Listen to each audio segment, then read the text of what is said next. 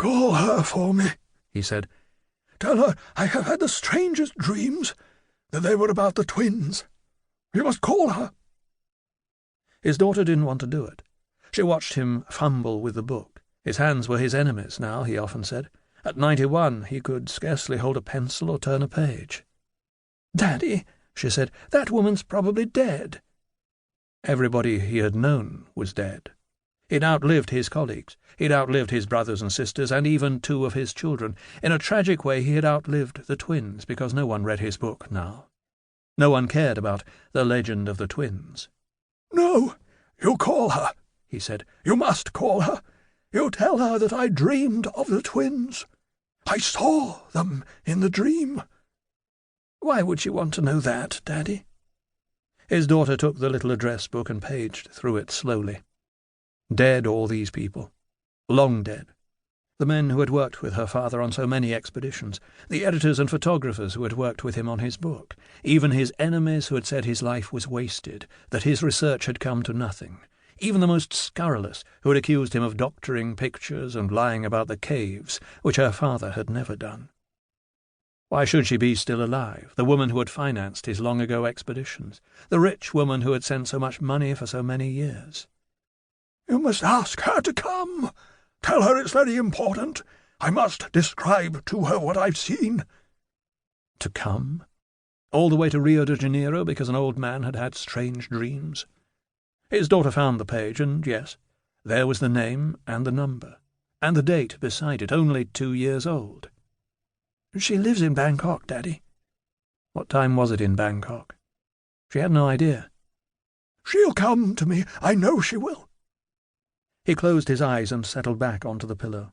He was small now, shrunken, but when he opened his eyes, there was her father looking at her, in spite of the shrivelling yellow skin, the dark spots on the backs of his wrinkled hands, the bald head.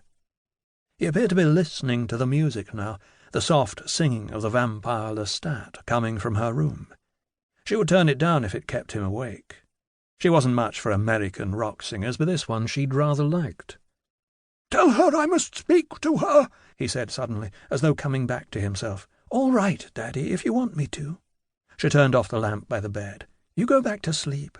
"Don't give up till you find her. Tell her. The twins. I've seen the twins."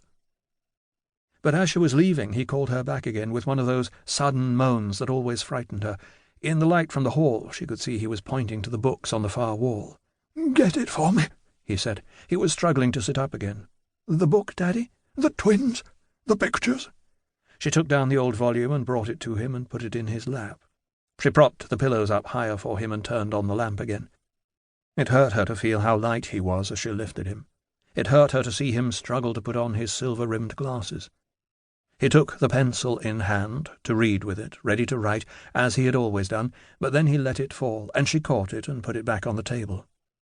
"You go call her," he said. She nodded, but she stayed there just in case he needed her.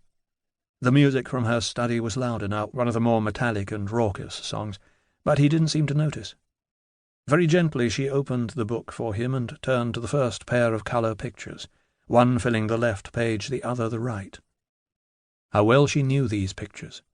How well she remembered, as a little girl, making the long climb with him to the cave on Mount Carmel, where he had led her into the dry, dusty darkness, his flashlight lifted to reveal the painted carvings on the wall.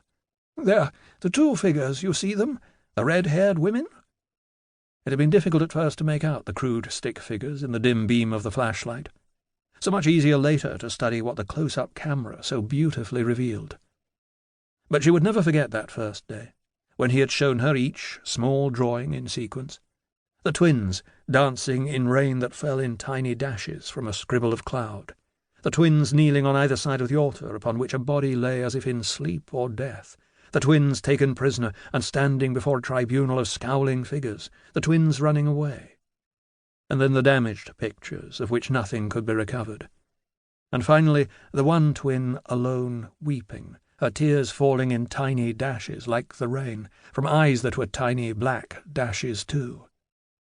They'd been carved in the rock, with pigments added, orange for the hair, white chalk for the garments, green for the plants that grew around them, and even blue for the sky over their heads.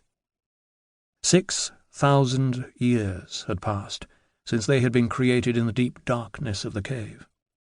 And no less old were the near-identical carvings in a shallow rock chamber high on the slope of Huayna Picchu on the other side of the world.